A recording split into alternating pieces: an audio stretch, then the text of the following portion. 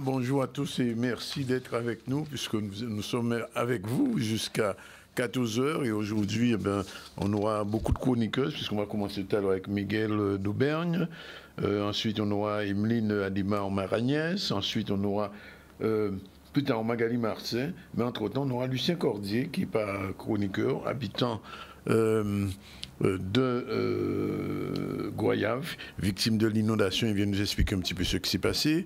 Et puis on va recevoir Miss India, Anita Minacci, Miss India 2023, puisqu'il y aura bientôt la Miss India 2024. Sinon l'actualité, l'actualité, Iman n'est pas là. Alors donc on va faire notre actualité tout seul. On va commencer par l'évolution institutionnelle. Les élus se préparent.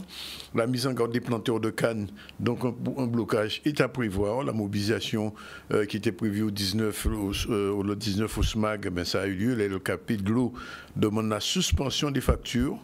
Et puis la remise des clés du CGSS et l'association Alefra s'installe à Bergevin. On commence tout de suite par ce rendez-vous qui s'est déroulé hier à la résidence du Conseil général devant pratiquement 5-6 élus. Il y avait le président du Conseil général, il y avait M. Losbar, bien sûr, il y avait Mme Panchard, il y avait aussi M. Jean-Claude Nelson de la région et des experts politologues qui ont participé à ce point d'étape sur la question de l'évolution statutaire. On regarde ce reportage d'Olivier Félix.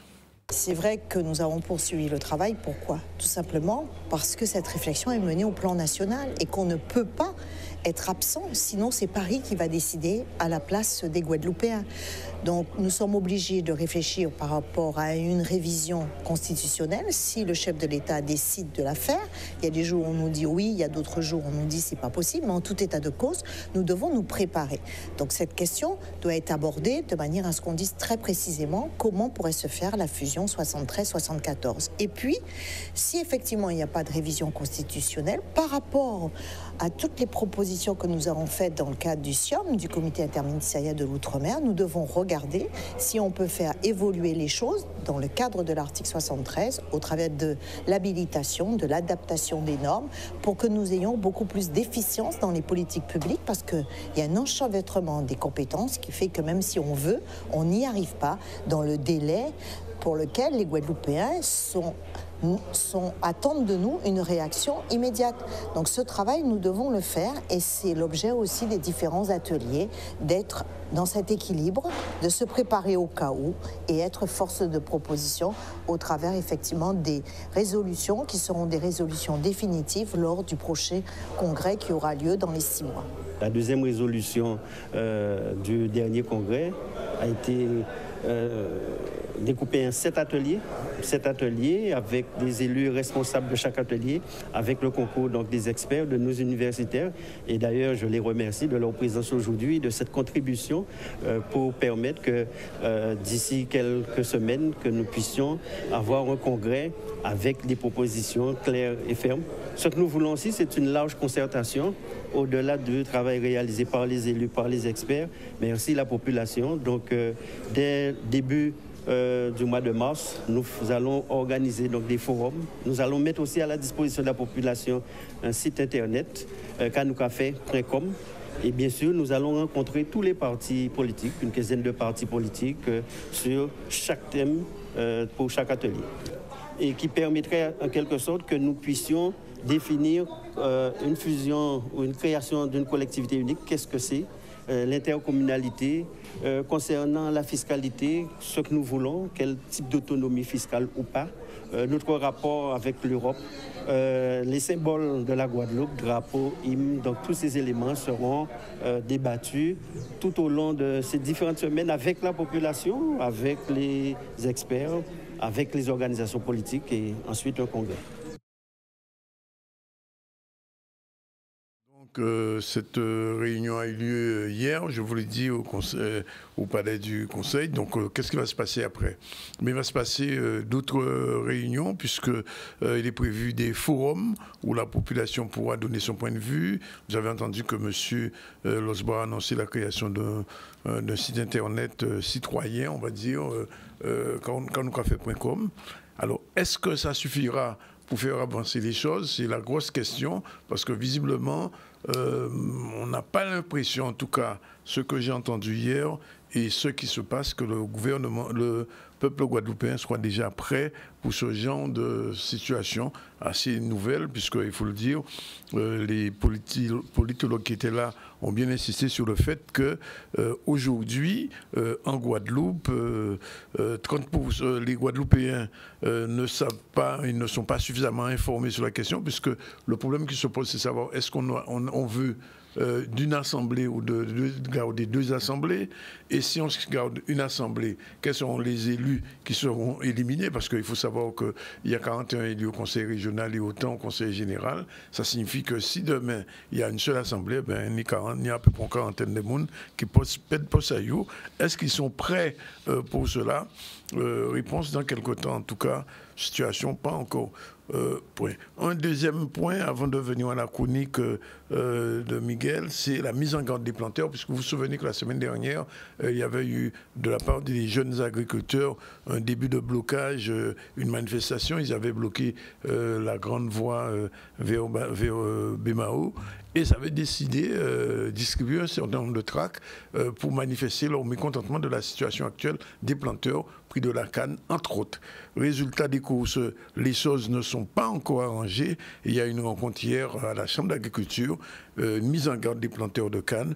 Ils ont rencontré Patrick Célin qui est président de la Chambre d'agriculture. Reportage Olivier Félix.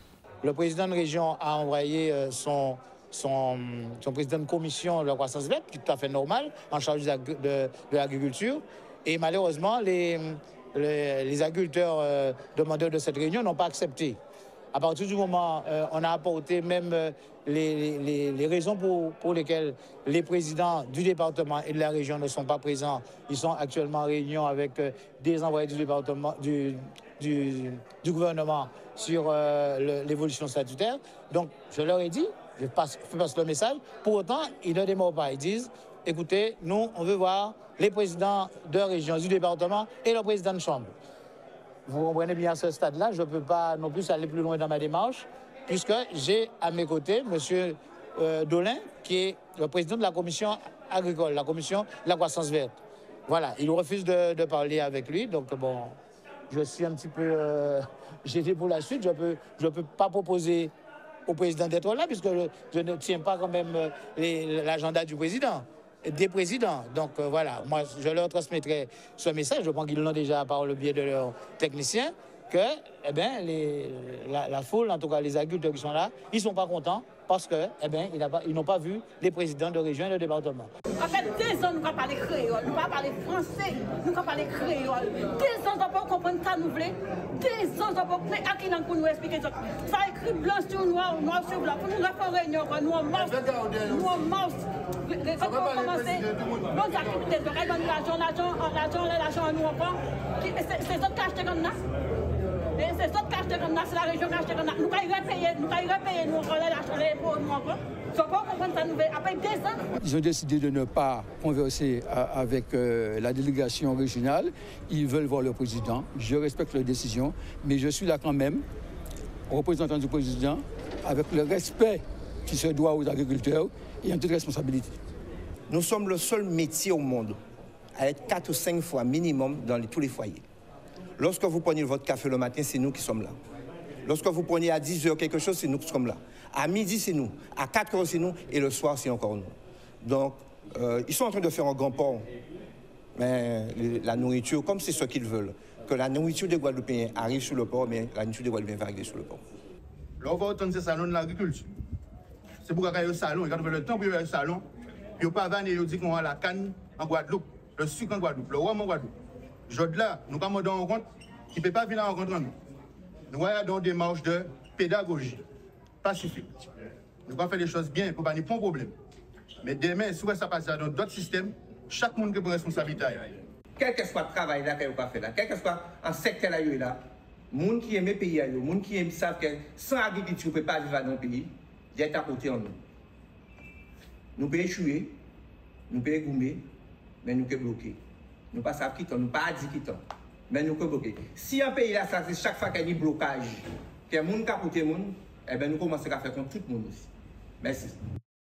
Voilà donc l'avertissement qui est donné par les agriculteurs sur une situation qui ne, pour l'instant, qui ne semble pas trouver de solution. Alors, si vous décidez de bloquer, peut-être à un moment là, ça, qu'il y ait une discussion, parce que la situation là, quand même, devient un peu difficile. Voilà, il est déjà exactement 12h40. C'est l'heure de retrouver Miguel. Bonjour. Bonjour. Bonjour, chers téléspectateurs. Ça chronique, oui, bien sûr. Et on va parler de la volonté de s'en sortir ou pas. Oui. Oui, même les agriculteurs pourraient même dire ça d'ailleurs. Dans leur situation actuelle, ils ont une volonté, eux, de s'en sortir. Alors, il existe deux types de personnes sur Terre. Celles qui veulent avancer, coûte que coûte, et celles qui baissent les bras ou baissent les armes. Oui. En fait, c'est en écoutant quelqu'un parler de volonté que je me suis fait une rétrospective de ma vie. Parce que je rappelle que j'ai 49 ans et je rappelle que j'ai vécu 33 ans de vie de violence. Et je me suis dit à un moment donné, comment ai-je fait? Tout simplement, comment ai-je fait? Comment j'ai pu avancer malgré tout cela? Et en fait, il y a un mot que j'ai banni de tout mon vocabulaire qui est le mot abdiquer. Donc je vous invite tous, mais vraiment tous, à enlever tous les mots négatifs de vos vies, déjà de les mettre de côté. Voilà, on essaie de garder que le positif. C'est très important. Mais alors, comment une femme ou un homme peut vivre dans un univers de violence? Alors, il y a des attitudes à avoir. Et ces attitudes et convictions aussi, néanmoins. On va parler de gravir des montagnes. Pour moi, une épreuve, c'est comme si on va gravir une montagne. Alors, pour gravir une montagne, bien sûr, il faut être habillé, chaussé, avoir le piolet, les mousquetons, etc. Ben là, en fait, il faut avoir des qualités. Et les qualités, pour moi, donc, la volonté, le fait de vouloir s'en sortir, d'être déterminé. Voilà, comme ces agriculteurs, ils sont déterminés. Envie d'un mieux-être, effectivement.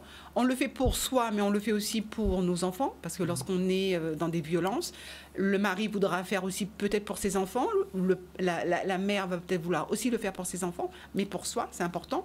Ou peut-être que c'est un couple qui va aussi vouloir le faire pour eux, pour s'en sortir vraiment. Donc il faut être persévérant, et la persévérance, c'est vraiment une qualité... je vous assure que lorsque vous avez la persévérance, vous avez déjà beaucoup.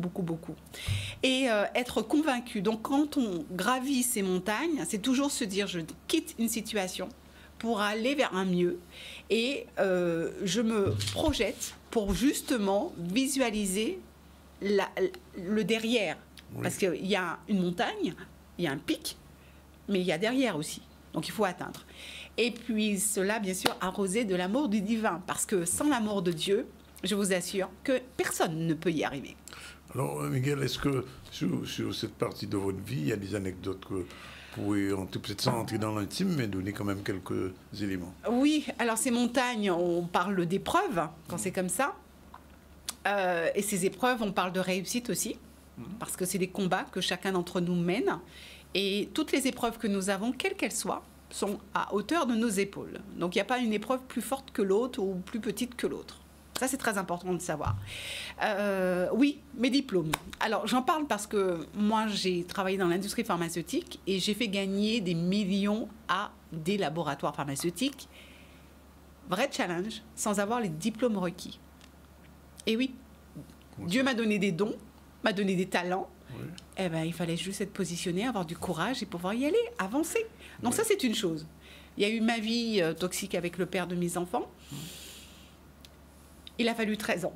Ça a été long, parce que quand vous aimez la personne profondément, c'est compliqué. Quand vous êtes attaché, que vous êtes surtout sous son emprise, c'est compliqué. Quand il y a des enfants, c'est encore plus compliqué. Donc moi, j'ai fait face à mes peurs. Et là, je me suis dit, avec du courage, il va falloir que tu affrontes cette épreuve. Et je m'en suis sortie. Donc je suis très contente. Mais par contre, j'ai mis protection des enfants. Je vous explique, c'est très important. Un enfant entre l'âge de 7 ans et 12 ans est dans une phase de latence. C'est pour ça qu'on dit souvent, mais pourquoi les enfants reproduisent ce que les parents ont fait? Entre 7 et 12 ans, l'enfant se construit. L'enfant, il se construit, il grandit. Et si l'enfant reste dans cette situation de violence, à un moment donné dans sa vie, son cerveau dit « c'est normal ». Donc, il reproduit. Donc, je vous en prie, vous qui avez des enfants, si vous êtes dans des violences, les mots, les gestes, ce qui serait mieux, c'est de sortir de la violence. Mais si c'est difficile, c'est plus compliqué que ça, je vous en prie, épargnez vos enfants, parce que vos enfants vont reproduire ce que vous avez fait. Eux, ils reproduiront parce qu'ils iront chercher quelqu'un qui vont les battre. Et après, ainsi de suite. Et en fait, ça fait des générations de personnes malheureuses. Et c'est impossible. Et puis, il y a ma foi. Parce que vraiment, ma foi m'a permis de...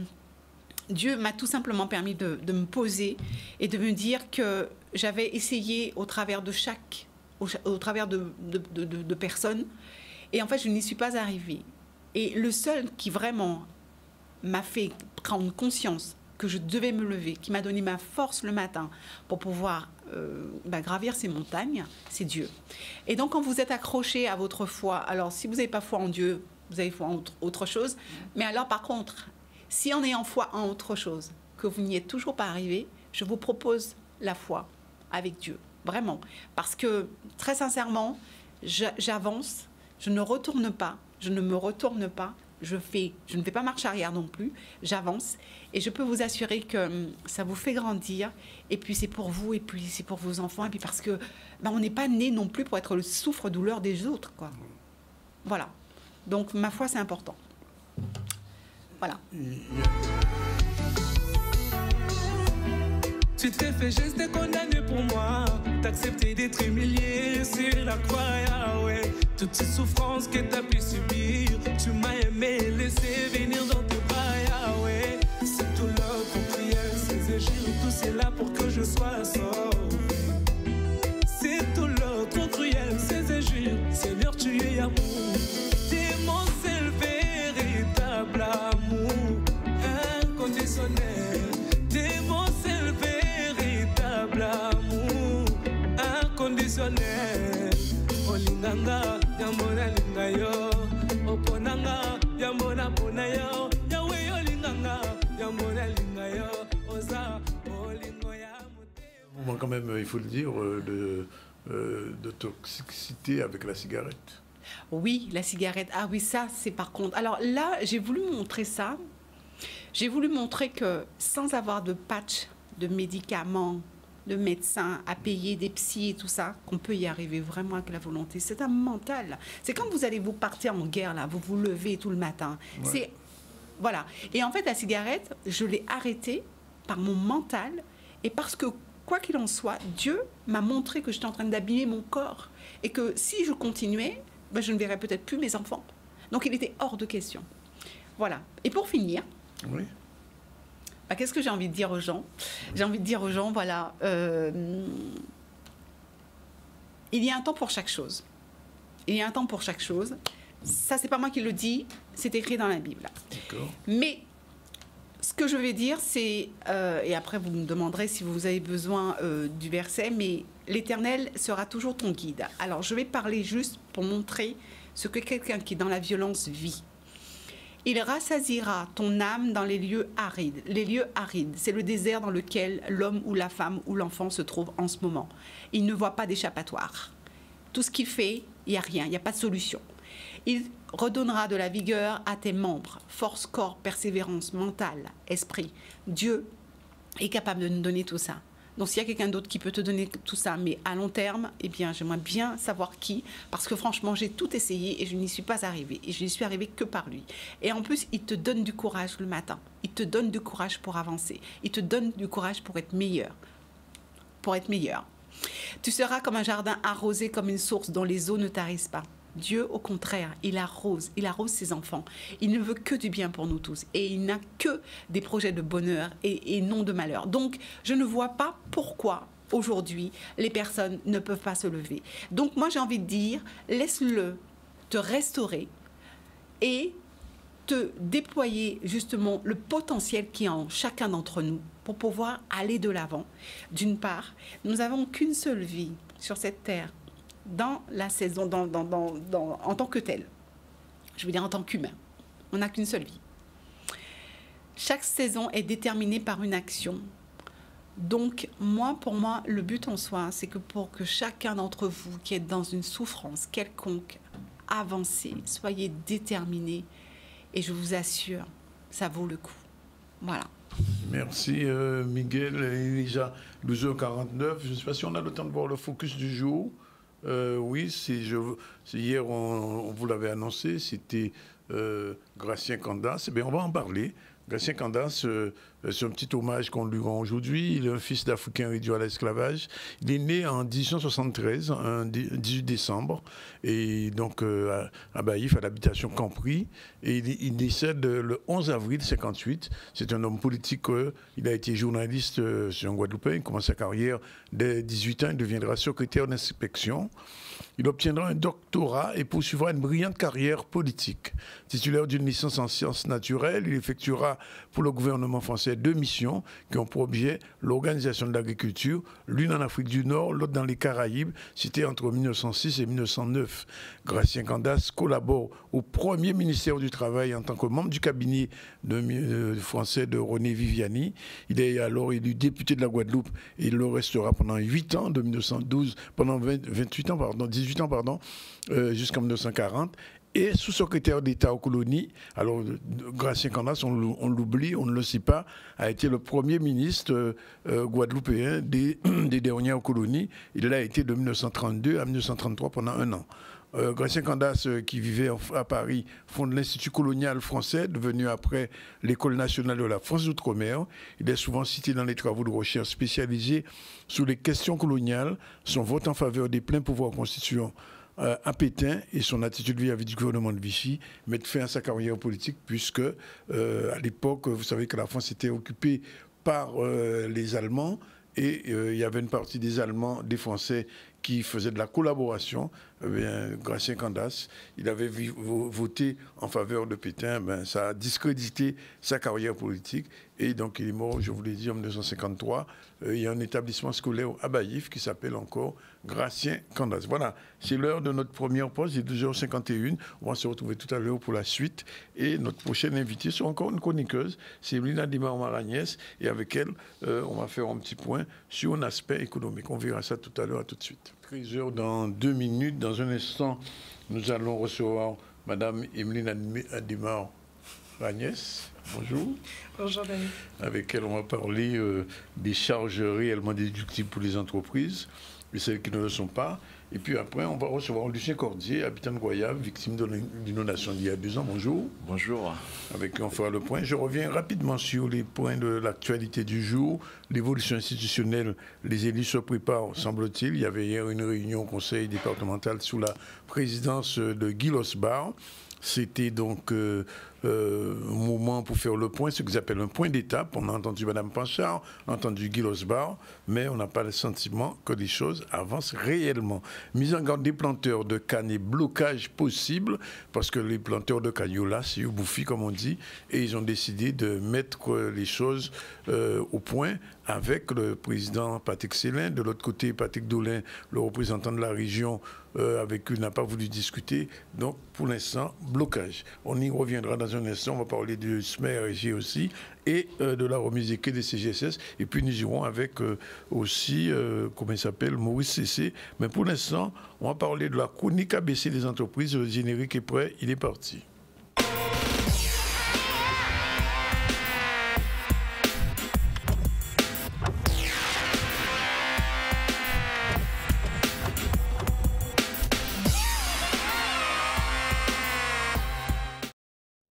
Émile, bonjour, mais avant de rentrer dans la chronique, ça s'est bien passé, journée pour les entreprises Les journées du monde économique ? Oui, oui. Oui, totalement. Alors, c'est vrai qu'on a attendu un peu plus le public, en général plus sur la seconde journée. Oui. Mais en tout cas, sur la première, il y avait effectivement des intervenants de qualité. Sur la deuxième également. Je pense que toutes les personnes qui ont pu y assister ont pu découvrir quand même pas mal de choses, notamment au niveau des ateliers. On a eu pas mal de retours positifs là-dessus. Les partenaires aussi étaient satisfaits. Maintenant, c'est vrai que sur toute la partie liée au public, c'est bien dommage justement qu'on n'ait pas eu le retour escompté. Mais en tout cas, ça a été 2 journées formidables à ce niveau-là. Ça se refera ? Oui. Alors, on a bien l'intention de refaire. Alors, on pense à d'éventuelles d'autres journées du monde économique au cours de cette année, peut-être vers la fin de l'année, mais ça sans grande assurance. En tout état de cause, on s'arrangera en tout cas pour reproduire l'événement l'année prochaine. Et de toute façon, il y a une communicante qui est chargée de ça. Alors, Madame Adémar, aujourd'hui, on va parler de quelque chose qui intéresse tout le monde, les charges déductibles et les charges non déductibles sous forme de quiz. Alors, comment ça fonctionne? Alors, trop souvent encore, nos chefs d'entreprise, et on en voit tous les jours, ils pensent que certaines charges sont déductibles, notamment lorsqu'ils doivent faire passer des achats sur leur société. Et comme en fait, on est encore en début d'année d'ANIC, bien sûr. Pour que l'année 2024 se passe sur les meilleurs auspices, c'est toujours bien effectivement de faire un petit rappel sur ce qui est déductible de ce qui ne l'est pas vraiment, en sachant qu'effectivement, on peut tomber parfois sur des demandes un peu spécifiques de nos clients. Alors un peu moins maintenant, mais qui existent encore. Est-ce que je peux déduire les achats effectués pour mon chat? Alors même si le chat, il est dans l'entreprise, non, pas vraiment, mais c'est le type de question. Ah oui, il y a des gens qui ont plein de chats, mais tout n'est pas, tout ne passe pas fiscalement. Voilà, exactement. Donc après, je te laisse me poser les questions qui te semblent les plus opportunes et tâcher d'y répondre. Par exemple, est-ce que ces lunettes qu'on porte pour regarder l'ordinateur peuvent entrer dans les charges de l'entreprise? Alors, les lunettes qui peuvent être déductibles sont uniquement les lunettes dédiées à une activité professionnelle. Alors, tu vas avoir par exemple des ophtalmologues qui vont avoir des lunettes très particulières pour pouvoir vérifier la vision de leurs patients. Ce sera déductible. Par contre, tes charmantes lunettes et les miennes non aussi. Sont considérés comme étant d'utilisation personnelle au préalable et ne sont pas déductibles. Même si ça sert à retravailler, ne sont pas déductibles fiscalement. Donc, c'est une charge qui peut être remise en question par l'administration fiscale. Les vêtements. Quels vêtements? Alors, je ne sais pas moi, quelqu'un qui est dans une entreprise et qui reçoit du personnel, des gens tous les jours, et qui a besoin d'être cravaté, vesté, etc. Alors, l'administration fiscale aussi s'est positionnée sur cette question. Alors, si tu étais avocat, tu porterais une charmante robe d'avocat. Et dans ce cas-là, ta robe pourrait être une charge déductible de l'activité. Idem si tu étais médecin. Ta blouse en tant que médecin. L'infirmière aussi. L'infirmier. Le bleu de travail, le bleu très agréable qu'on voit porter. Le casque, les uniformes ou les vêtements qui sont marqués au nom de l'entreprise. Par contre, tu as un joli t-shirt appelé ZCL. Tu peux le déduire en fait. Tu peux le déduire. Je m'habille en ZCL alors. Par contre, ta jolie cravate, ton joli costume, ta jolie chemise, ton joli nœud papillon, considérés comme étant des outils de travail que tu peux aussi utiliser en extérieur et pas uniquement sur ton lieu d'activité professionnelle, ne sont pas déductibles. Eh oui, non, mais ça n'a pas changé. Mon déjeuner, mon dîner. Ton déjeuner et ton dîner, alors pas ton dîner sauf si c'est vraiment professionnel et que c'est dans le cadre de l'activité. Alors je finis mon journal à 20h par exemple. Oui, alors tu as des repas qui sont déductibles dans une certaine limite. Donc il y a un plafond annuellement qui est défini et que je ne retiens pas forcément. Et la quote-part qui excède la fraction du repas qui peut être pris à domicile, dans une certaine mesure, donc tu as un petit interstice, souvent entre 4 et 15 euros. Cette partie-là, cette fraction-là est déductible. La partie qui est en dessous, qu'on estime comme étant un montant qui peut être consommé au titre d'un repas pris à domicile, ne l'est pas. Et la partie excédentaire ne l'est pas. Donc, dans une certaine mesure, ça peut être déduit. Alors, je suis chargé de communication. Je dois recevoir un client. Et le client n'est pas disponible autrement qu'à midi, je l'invite à déjeuner. Alors là, ça, c'est une charge qui est déductible. Pourquoi? Parce qu'on considère que le repas et l'invitation rentrent dans le cadre de l'exploitation de ton activité de communication. Si jamais tu n'as pas cette relation avec le client, eh bien, évidemment, tu peux passer à côté d'un contrat intéressant, important. Dans ce cas-là, ce déjeuner avec ton client sera totalement déductible car assimilé à une réception de ton client. C'est pas une réception festive. Non, c'est pas une réception festive, mais c'est une relation d'affaires qui là est admise en déduction. Alors, j'ai une salariée qui est vraiment gentille, qui est très compétente dans l'entreprise. Je vais lui offrir un cadeau pour son anniversaire. Alors, les cadeaux d'anniversaire, non, mais il existe un calendrier qui reconnaît des dates précises, à savoir par exemple la Noël, Fête des Mères, tu as plusieurs... Fête des Pères. Dans une certaine mesure, ces cadeaux offerts à des salariés peuvent être déduits parce qu'en rentrant dans un cadre précis d'une fête, entre guillemets, reconnue fiscalement. Le cadeau d'anniversaire, en théorie... Alors, je dois absolument aller à Porto Rico et à Miami pour démarcher un client. Oui, ça. Mon Par voyage. contre, c'est déductible. Oui. Mon voyage, mon hôtel. Ton voyage, ton hôtel, les frais de repas pris sur place sont admis en déduction. Après, de 3 à mois, on est sur des déplacements quand même sur des destinations exotiques. L'administration fiscale viendra quand même te poser des questions. Oui, totalement. Il faut que tu sois en mesure d'apporter la preuve, par contre, effectivement, que le voyage que tu as effectué rentrait dans ce dispositif et que derrière, effectivement, tu as eu des réunions d'affaires avec ton client. Mais dans ce cas-là, oui, c'est déductible. Alors, j'habite Saint-François. Tous les jours, je dois venir à Canal 10 pour faire mon journal.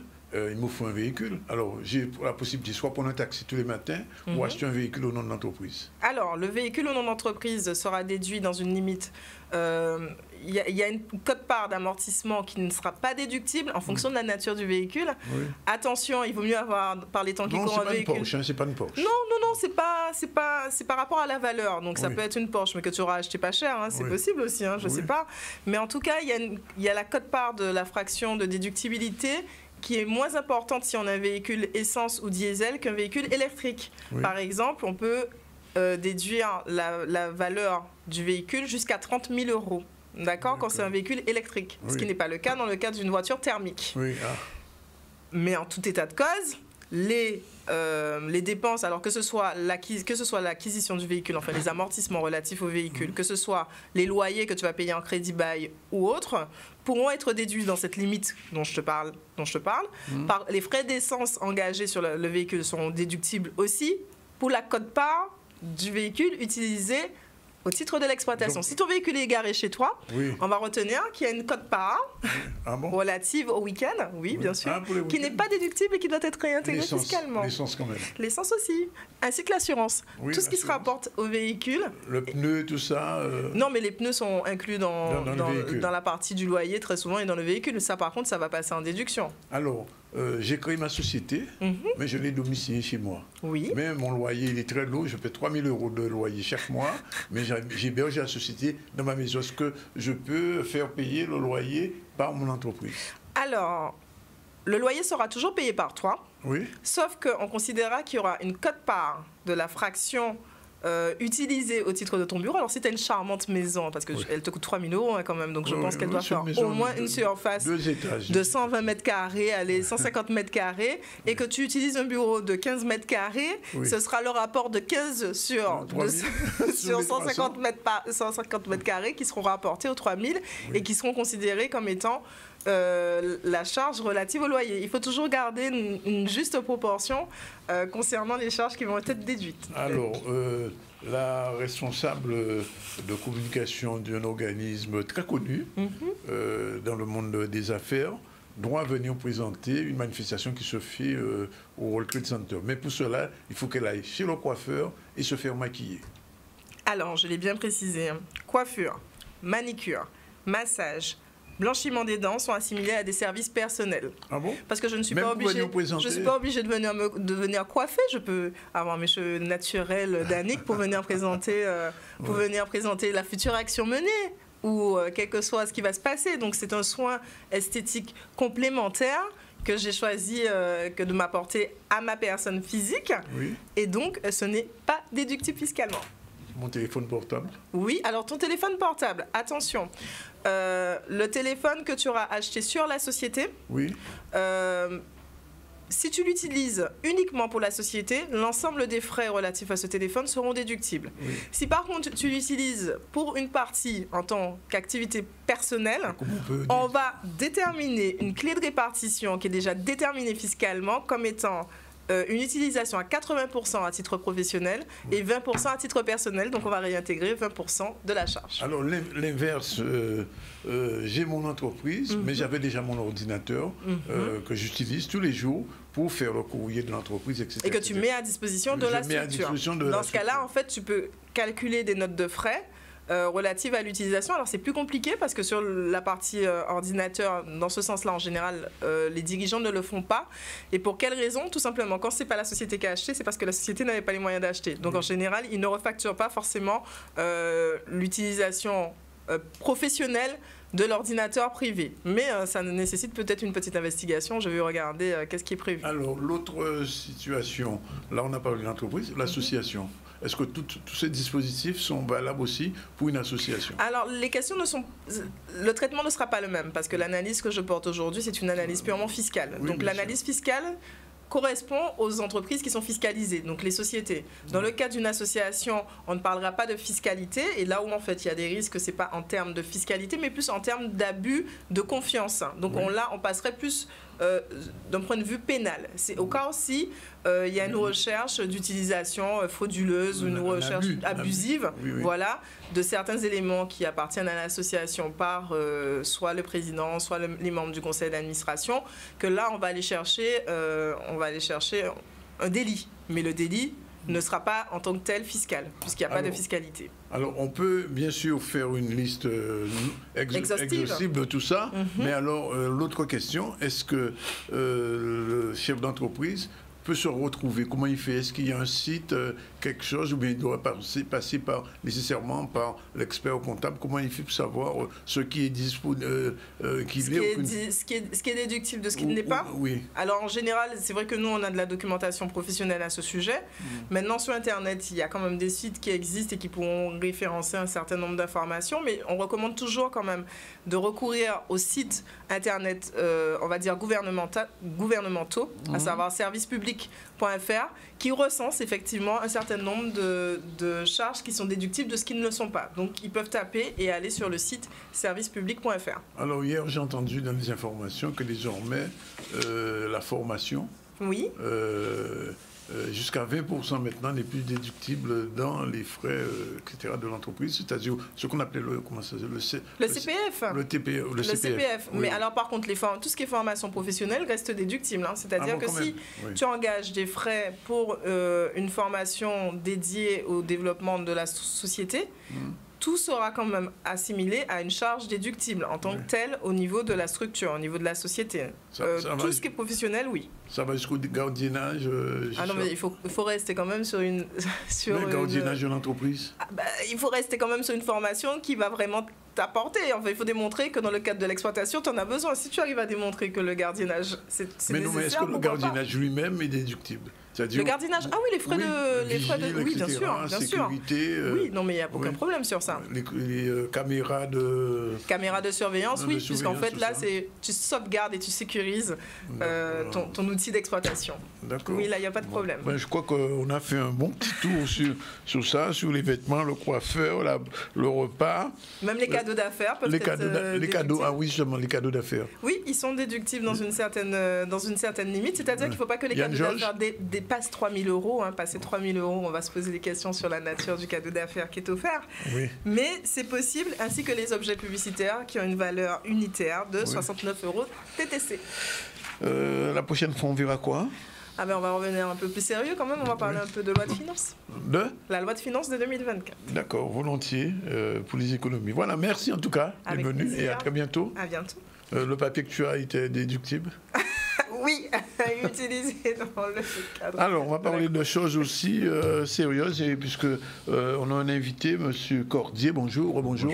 Vous habitez Goyave, à Cité de l'Aiguille. À la ZAC de l'Aiguille. La ZAC de l'Aiguille, qui a été terriblement touchée, on se souvient à l'époque. Extrêmement, le 17 septembre 2022. Oui. Alors, qu'est-ce qui s'était passé réellement? Eh bien, simplement, comme ça s'est toujours fait à la ZAC, à Goyave, dès lors qu'il pleut, la rivière elle descend, elle sort des montagnes et en excès, ça rentre dans la ZAC, ça rentre dans cet espace qui a toujours été non constructible. Mais non, mais ça veut dire que le placement même des immeubles à la ZAC de l'Aiguille ne devait pas se faire, alors, si je comprends bien. Ça n'aurait jamais dû se faire, d'accord? François Lisée avait essayé de faire ça, la CEMSAMAR avait dit, la CEMAG avait dit non. Oui. D'accord? Et lorsque Jean Laguerre est arrivé, il a pris la CEMSAMAR et il a décidé de le faire. D'accord. Bien sûr, ils l'ont fait, mais sous garantie. Il fallait qu'ils refassent un pont, double voie, une digue qui aurait bloqué l'eau et un enrochement à des endroits bien spécifiques. Et ça a été fait? Rien de ça n'a été fait, d'accord? Il n'y a que l'enrochement qui a été fait à l'emplacement de la digue dans des proportions nettement moins. Donc ça signifie que chaque fois qu'il pleuvra, qu'il y aura un peu de pluie, vous êtes inondé? Voilà. Oui. Ça s'est toujours fait. et ça se fera toujours.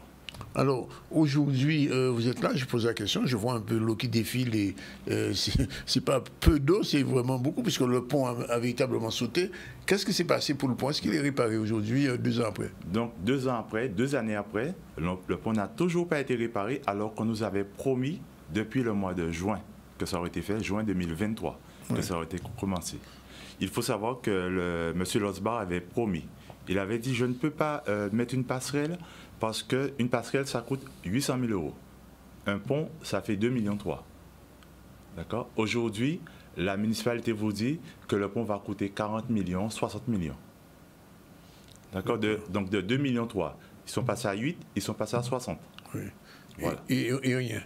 Et rien, alors qu'ailleurs, ils ont déjà des ponts, ils ont déjà tout ce qu'il faut. Les enfants traversent la rivière à pied à 5 h du matin pour aller prendre leur transport d'élèves. Parce qu'il y a un bus, justement. Là. Le bus, il ne sert à rien puisqu'il se présente bien après lorsque les élèves passent. Voilà, le transport d'élèves. Pour aller prendre le transport d'élèves, les enfants doivent traverser la rivière sur des pièces, des branchages. Et il n'y a pas que les enfants, les adultes aussi. Aussi?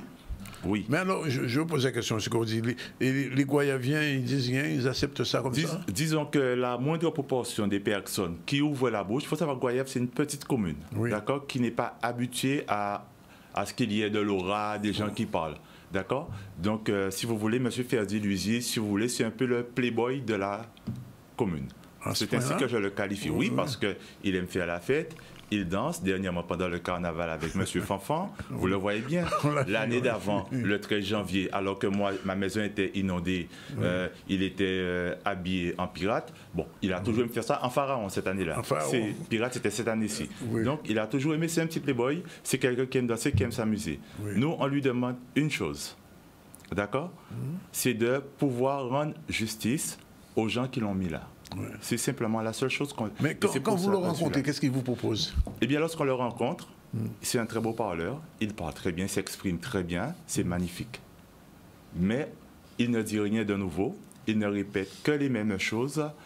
Et lorsqu'il nous invite sur la place de Goyave, c'est pour faire ce que nous, maintenant à Goyave, on qualifie de presque Goyave chaud.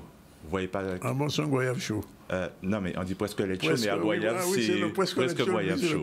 D'accord? Donc, il invite des personnes qui viennent pour le soutenir. Oui. D'accord? Et puis des choses de ce genre. Mais nous, ce que nous demandons, c'est d'avoir justice, c'est tout. Oui. Je vous donne un exemple, M. Zandronis. Oui, volontiers. En octobre dernier, dans le Nord-Pas-de-Calais, il y a eu des événements. Tout à fait, oui. Un préfet est venu parler de plan Barnier. Oui. 5 minutes plus tard, la bande avait disparu. Et le ministre est passé le lendemain pour dire aux assureurs, vous ne lésinez pas sur les moyens. Le ministre est passé, il a dit, on paye.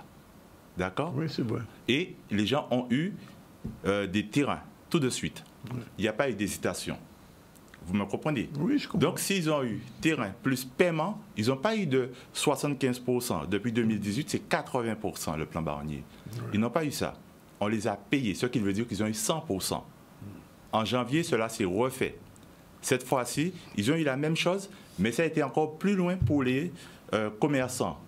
C'est-à-dire qu'on a pris à hauteur de 40%, non pas 45% comme le plan Barnier, mais 40%. Aux commerçants, on leur a donné 280 000 € au lieu de 200 000. Oui. Pourquoi est-ce qu'à Goyave, on n'a rien? Nous sommes des Français de seconde zone? C'est ce que je vous demande. Oui. Si vous l'invitez, posez-lui la question. Que représentent pour lui ceux qui l'ont mis là? Oui. Et c'est ce que je suis venu de dire aujourd'hui. Qu'est-ce que nous représentons pour lui? Ainsi que pour M. Losbar. Le procureur de la République en Guadeloupe, il ne dit rien. Il soutient ces personnes. Je vous ai entendu dire tout à l'heure là, lorsque vous parliez, vous avez parlé de statut. Oui. Mais pour que nous, en Guadeloupe, nous ayons un statut, que nous, la population guadeloupéenne, oui. M'excusez de vous couper, hein, non, je vous en prie, puisse accepter un statut, il faudrait déjà que ces personnes puissent avoir notre confiance. Il faudrait que ces personnes puissent nous donner, avoir envie de leur confier nos vies. Oui, or, lorsque nous sommes en danger de mort, oui. Nous avons des élus qui ne s'occupent pas de nous, qui vous parlent de statut, qui vous parlent de congrès, qui vont regarder un tennis chaud à Roland-Garros ou bien qui vont à l'aéroport. Mais qu'est-ce qu'ils font pour nous? Rien du tout. Donc, moi, je demande simplement justice pour les quelques Guadeloupéens qui ont investi le fruit de leur vie dans des maisons. Après ça, vous pouvez... Et je vais vous dire encore mieux, hein, d'accord? Si ce pont se fait, si la digue, elle se fait dans les proportions pour protéger la population de Guadeloupe, si ils font l'enrochement là où elle aurait dû être faite, vous savez qu'est-ce qui va se passer? Comme M. Adélaïde avait dit à l'époque pour le WTC, ces travaux-là vont relever l'économie de la Guadeloupe. Parce que M. Adélaïde avait dit que le WTC avait soutenu l'économie de la Guadeloupe durant 2 années. Eh bien, nous, on va soutenir et on va relever l'économie de la Guadeloupe. Cap-Esther, Goyave, Petit-Bourg, Bémao, les jeunes auront du travail. Parce qu'un pont de 100 mètres de long, c'est pas rien. Bien sûr. Voilà. Alors, je n'ai pas posé la question tout à l'heure, mais j'aimerais bien que vous me disiez, vous êtes combien d'habitants à la ZAC Eh bien, en gros, ça aussi entre 1500 et 2000 personnes. Mais c'est beaucoup. Il faut savoir que quand j'ai acheté à la ZAC de l'Aiguille, Goyave m'a séduit. Vous savez pourquoi? J'habitais à Pointe-à-Pitre. C'était calme, Goyave. C'est vrai. 2400 habitants. 2-3 ans après, 8300 habitants. Certes, nous sommes descendus à 7000. Parce que, bon, les gens sont partis, etc. Mais ils ne trouvent pas le service rendu. C'est une commune qui s'est développée, mais il n'y a pas de service. Il n'y a pas de transport commun. Allez, bref, pour comparer à Pointe-à-Pitre, pas même ni un machin de bouquet de leur besoin. C'est grave. Que des podiums devant la mairie toute la journée. Le maire qui danse, il va faire son petit... il va venir ici d'ailleurs. Hein. J'espère que Yves va le recevoir. Vous êtes trop petit pour le recevoir. Sans doute. Donc, mais j'espère que ça va bien se passer. D'accord? Et c'est ce que je demande. Qu'ils rendent service, qu'ils fassent justice aux Guadeloupéens. Si en France, ils font ce précédent 2 jours plus tard, pour le Nord-Pas-de-Calais, ils payent les maisons à 100%, ils donnent des terrains, pourquoi pas nous, en Guadeloupe? Nous, c'est des Français des 10e zones.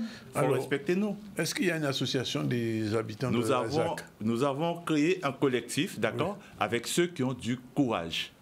En décembre 2022, j'ai dormi à la Seine-Samar avec une vieille dame de 82 ans. Madame Sonia Mboulé est venue m'emmener un truc et m'a dit, Lucien, couche-toi là-dessus. Il y avait quelques autres personnes avec moi. Mais couche-toi là-dessus. Alors, tu aurais pensé qu'un madame à 80 années, il dit, il a arrêté de travailler à 70 ans, puis il était fin de payer Kazaï.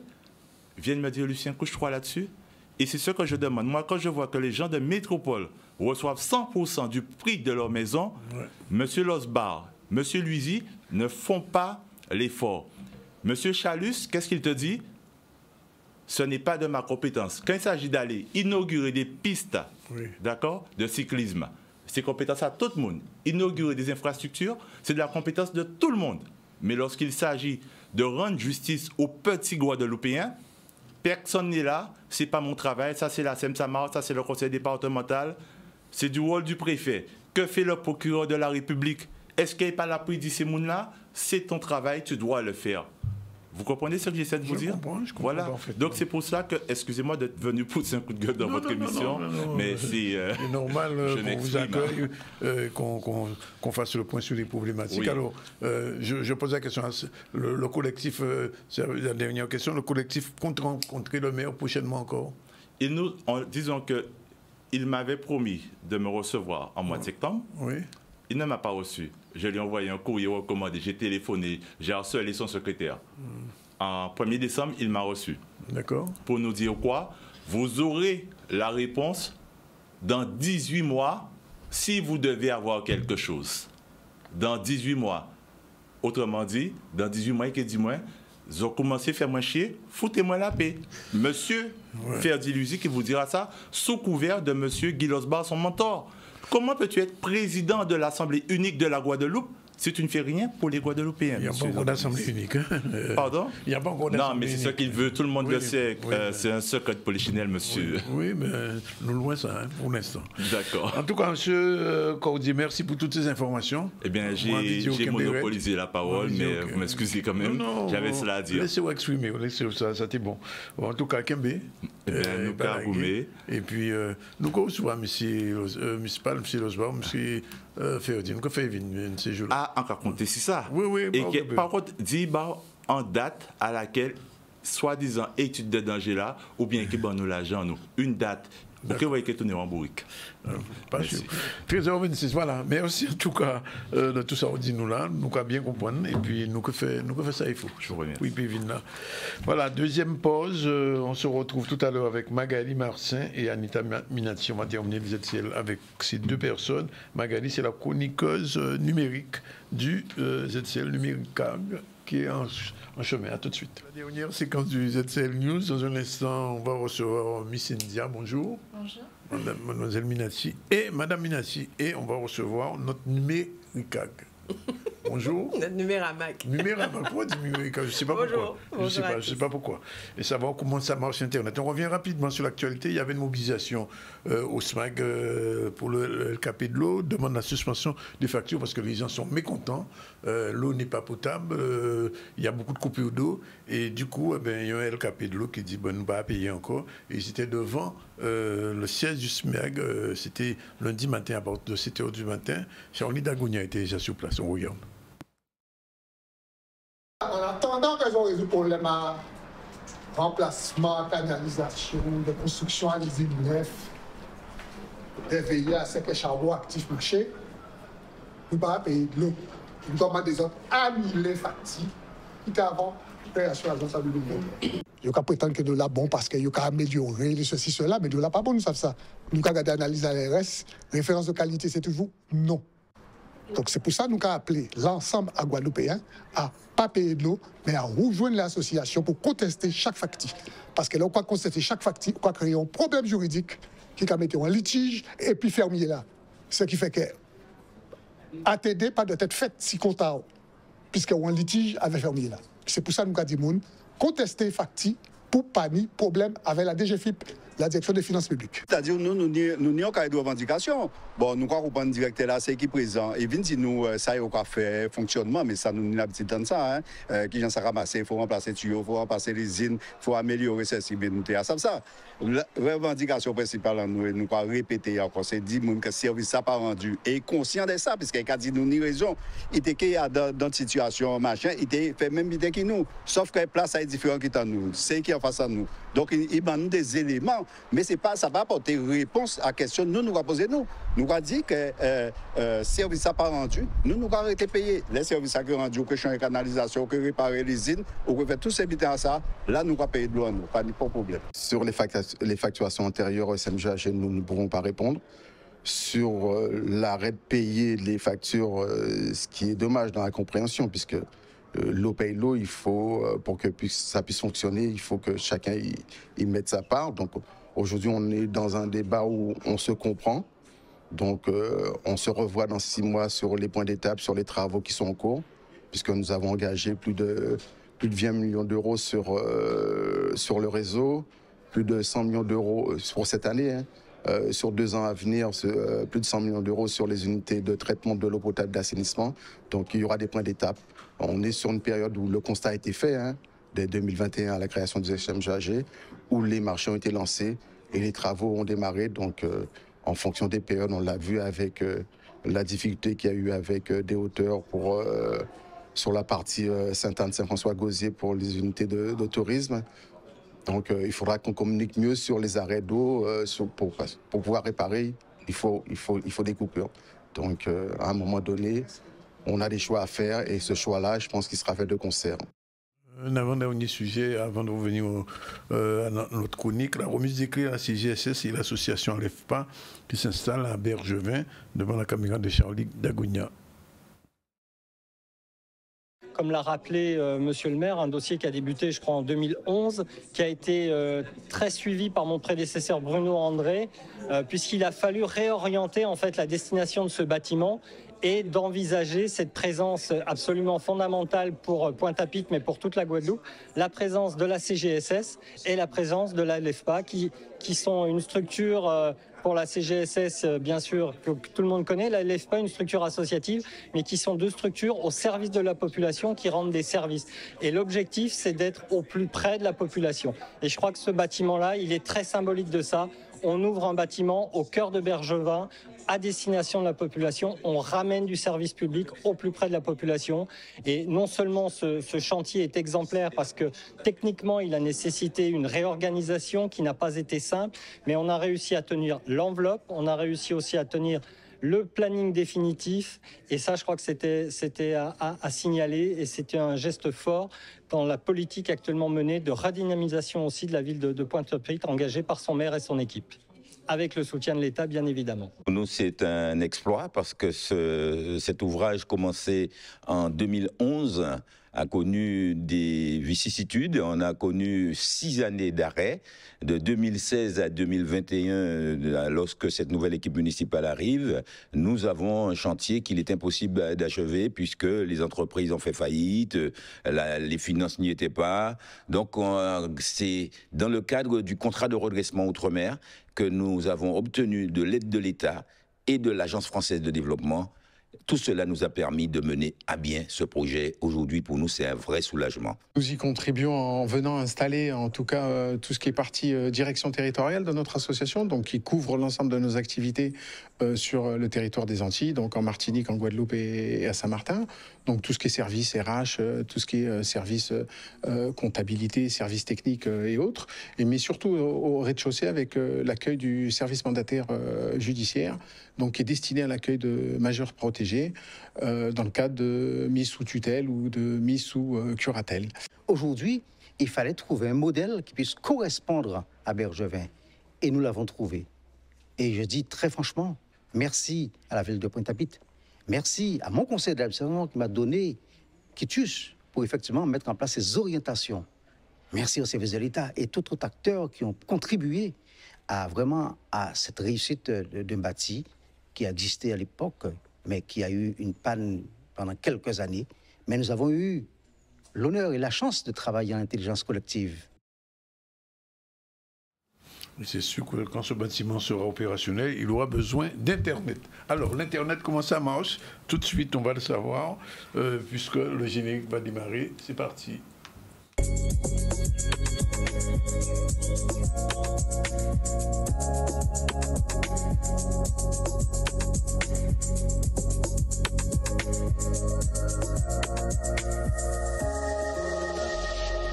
Voilà, Madame Numéramague est là. Bonjour, Madame Numérique, ça va? Bonjour, bonjour à tous et bienvenue dans cette nouvelle aventure avec Numéramague. Aujourd'hui, nous allons explorer les mystères d'Internet. Comment cette immense toile arrive à couvrir le monde entier et connecte-t-elle le monde entier?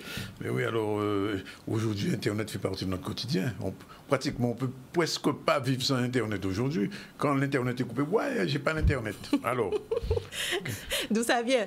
Alors, Internet c'est une aventure militaire. Alors, ça a commencé dans les années 60 et influencé par Joseph Licklider.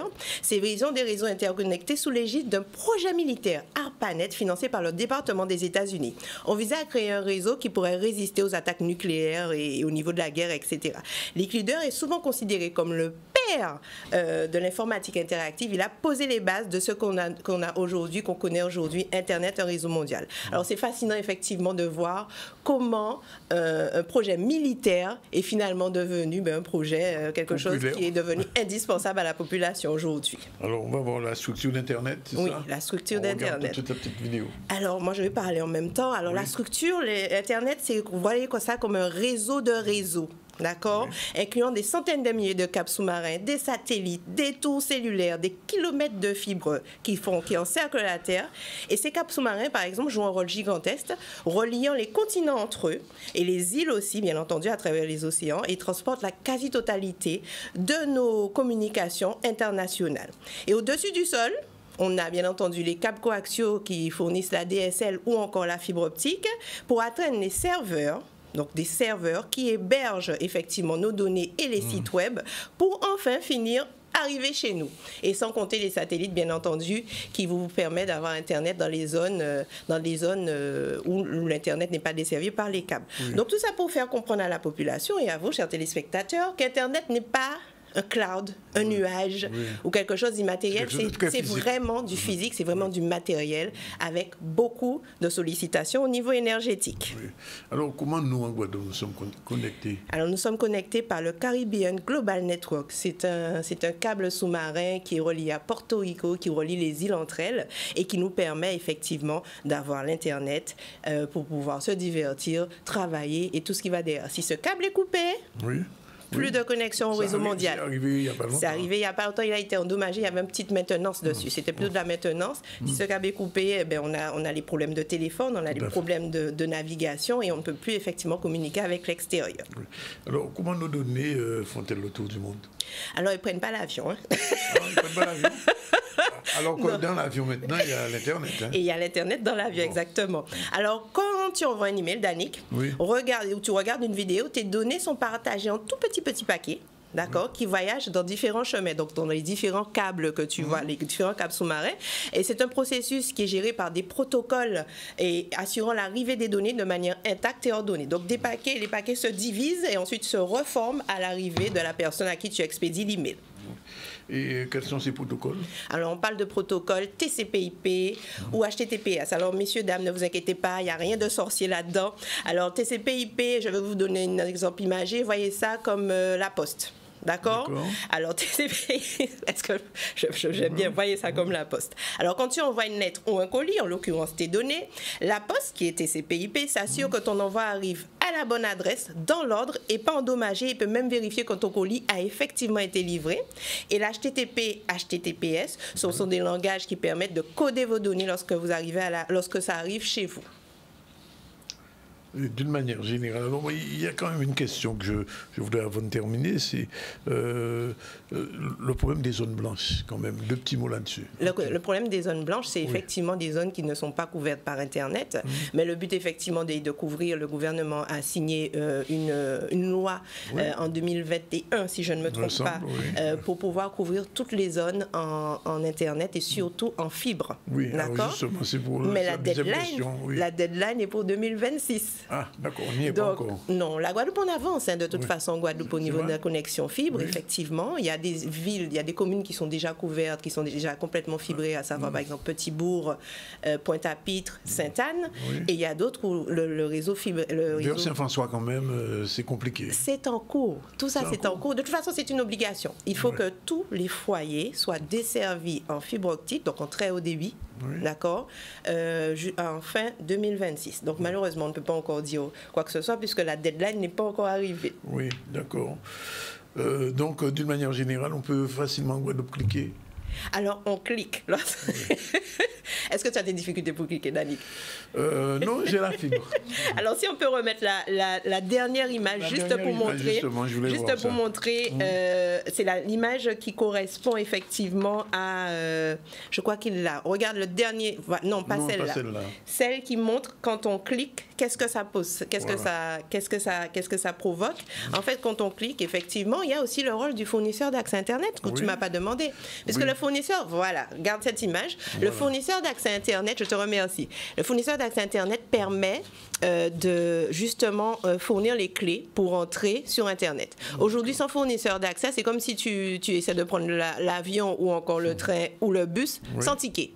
Alors, disons que ce fournisseur d'accès te donne ton ticket pour pouvoir, à partir de ton abonnement, pour pouvoir entrer sur Internet et en fait avec une adresse IP unique. Cette adresse IP unique correspond à comme une adresse postale. Sans adresse IP, ta machine n'est pas repérée et tu ne peux pas surfer sur Internet. Donc, le fournisseur d'accès Internet joue un rôle primordial. Si tu peux me remettre l'image, s'il te plaît. Et justement, donc, on clique. On passe par le fournisseur d'accès. Donc, on clique, on peut faire n'importe quelle demande est faite via un ordinateur ou via un téléphone portable. On passe par le fournisseur d'accès Internet. Et enfin, le fournisseur d'accès nous donne accès au réseau mondial Internet. Et ce qui est magnifique avec Internet, c'est qu'il n'y a pas de frontières. En gros, c'est le fournisseur d'accès qui est le passeport. Voilà. C'est ton passeport numérique. Numérique. Je crois que le passeport même deviendra numérique tôt ou tard. Tout à fait. Oui. Ben, on peut déjà mettre la carte d'identité sur son portable. Le permis aussi. Le permis aussi. Oui, donc, et la carte de la CB aussi. Exactement. Donc, du coup, tout deviendra dématérialisé, mais faites attention à ne pas trop dématérialiser. C'est la question qu'on se pose, justement. Parce qu'à partir du moment où on coupe un câble sous-marin, puisque maintenant les guerres, aujourd'hui, on peut menacer, la Russie a menacé l'Europe de couper le câble sous-marin qui les relie à Internet. Si on coupe un câble sous-marin, tout est éteint et il n'y a plus de carte d'identité accessible. Il n'y a plus aucune possibilité de... Via le satellite. Oui, quand même. Via le satellite, mais il faut mettre les choses en place pour que justement tout le monde puisse travailler vers le satellite. Alors, une petite question un petit peu plus professionnelle. Autrefois, on avait pour la télévision, comment ça s'appelait? Je ne sais même plus comment ça s'appelait. Des antennes râteaux? Non, même pas des râteaux. Des paraboles? Oui, paraboles, ça commence à disparaître. Mais ça fonctionne toujours, ça. Oui, mais ça commence à disparaître parce que... Oui et non, c'est-à-dire que c'est deux systèmes différents. Effectivement, il y a l'Internet, il y a la télévision via la fibre, mais comme comme tout n'est pas couvert justement par la fibre optique, on ne peut pas, puisque la télé, ça demande une bande passante assez importante pour avoir les images sans rater, sans pause, sans figer le visage. Mais quand il pleut pas aussi, surtout. Mais quand il y a des inondations, le satellite sert bien aussi. On a fait un petit voyage intéressant. Voilà. Et si vous avez raté le début, vous avez le Facebook. C'est surtout de retenir qu'Internet, c'est matériel. Internet n'est pas du tout dans les nuages ou quoi que ce soit. C'est des serveurs. Voilà, c'est des serveurs, c'est des machines qui nous permettent de surfer. Des gens aussi, et des personnes, bien entendu, qui entretiennent ces machines qui nous permettent de surfer dans le monde virtuel. Voilà. Merci, Madame Numérac. Je l'ai dit bien cette fois-ci. Numéramag. Bonjour. Bon, en tout cas, Magali, merci. Toujours intéressant, toujours bien de te retrouver avec ton dynamisme habituel. Merci. Bon, alors, on va parler de Miss India. Bonjour. Bonjour. Alors, comment on devient Miss India? Première question. Alors, il faut s'inscrire à l'élection, tout simplement. Donc, pour être Miss India, pour s'inscrire à l'élection, il faut avoir entre 18 et 25 ans, être d'origine guadeloupéenne, s'intéresser à la culture indienne. Donc, on va dire tout ce qui est chant, danse, diversité culinaire, voilà. Moi, pour ma part, je me suis inscrite à l'élection pour rendre hommage à mon papa, qui suivait justement... cette culture. Et donc, moi, j'ai décidé de m'y intéresser. Donc, c'est pour ça que j'ai décidé de m'y inscrire. Et c'était que de bonnes choses. C'est-à-dire, j'ai pris en confiance en moi, en aisance à l'oral. On travaille aussi la démarche lors de l'élection. Donc il n'y a pas comme pour les Miss Guadeloupe de mensuration particulière? Non, pas du tout. Il ne faut pas mesurer plus de 1,73 m? Non, pas du tout. Pas du tout. Très bien. Oui. Et on peut être svelte, plus en forme. Il n'y a pas... Non, on n'est pas sur le physique. Il faut parler tamoul ou hindi? Alors, français. Français? Français. Ah bon? On peut aussi dire quelques mots en créole, pourquoi pas? En créole aussi? Mais oui, vu qu'on est guadeloupéen avant tout. Hein. D'accord. Donc, moi, je dis que je représente la communauté indo-guadeloupéenne. Oui. Alors, quand on est Miss India en Guadeloupe, ça ouvre des horizons vers l'extérieur, la Trinidad. Comment ça s'est passé? Alors, il faut savoir que moi, quand j'ai été élue, je suis allée représenter la Guadeloupe à Miss India World. Donc en Inde, où j'étais avec des autres candidats du 4 coins du monde. D'accord. Et personnellement, moi, mes colocs de chambre, c'était Miss Australie et Miss Angleterre. D'accord. C'est des gens de la diaspora, quand même. Voilà. Il y a la Miss India World qui a été élue, c'est Guyana. Ah, du Guyana, quand même. Donc, oui. Il y avait aussi Trinidad et Tobago, il y avait... Il n'y a pas de Martiniquaise? Non. Non, j'étais la seule française. Ah, Normalement, il y a Miss India France, mais elle n'était pas là. Il y a Miss India Réunion aussi, mais elle n'était pas là. Donc, je représentais vraiment la France et la Guadeloupe, pour le coup. Et on pose des questions sur la cuisine indienne quand on prépare Miss India? Pas spécialement. Peut-être Miss India Guadeloupe, où là, on pose des questions sur le colombo et la dalle, mais pas à l'élection Miss India World. Non. Ça se passe en anglais quand même. Oui. Alors, je ne suis pas bilingue de base, mais on a tout un coaching derrière, un entraînement avec la directrice. Nous, c'était avec la directrice du comité Miss India Guadeloupe, du coup, Madame Raïssa Nagapin. On travaille notre démarche, notre élocution. Et la danse alors? La danse aussi, oui. Oui, quand même. Oui. des danses bollywoodiennes, comme dans les films. Ah, comme dans les films. Oui, on a travaillé tout ça aussi. On a acheté nos tenues. Elles ont été faites par des grands couturiers de là-bas. Et voilà, on est parti avec un bagage assez solide. Moi, pour ma part, je suis partie seule. Donc c'était compliqué de partir à 14 000 km des miens. Mais c'est une expérience professionnelle et personnelle aussi. Je suis beaucoup plus autonome maintenant. Je sais que je peux partir seule en voyage. Je peux m'exprimer dans un pays anglophone aussi. Et moi, j'en tire que de bonnes choses. C'est vraiment bénéfique comme expérience où on acquiert en confiance en soi, en autonomie, en maturité aussi. Voilà. Ça sert un petit peu à devenir une femme aussi, à devenir une femme accomplie. Pour mes projets futurs, je compte passer à un concours pour devenir professeur. De droit. De droit? Oui. Et j'avoue que je suis assez timide de nature. Et avec Miss India Guadeloupe, j'ai vraiment... je suis beaucoup plus à l'aise maintenant à l'oral. J'ai une certaine aisance. Et moi, j'encourage en fait les gens qui sont timides ou les gens qui n'ont pas confiance en eux à justement s'inscrire à ce genre d'élection pour voir de quoi ils sont capables au final.